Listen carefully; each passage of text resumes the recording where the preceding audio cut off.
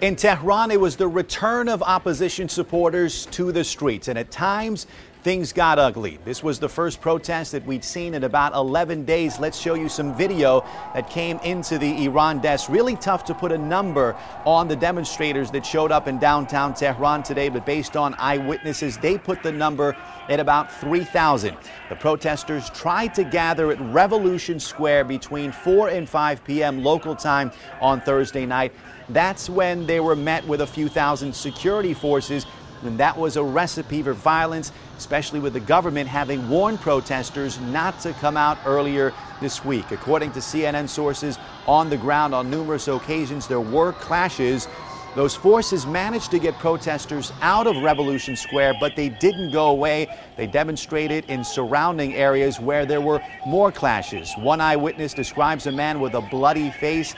Several eyewitness accounts of security forces attacking protesters, also accounts of tear gas being used and security forces shooting in the air. And in some of the video that you're watching, we're hearing lots of aggressive chants against the government. We're hearing death to Ayatollah Khamenei, Iran's supreme leader, also death to the dictator. We also heard chants of death to Mujtaba Khamenei, supreme leader's son.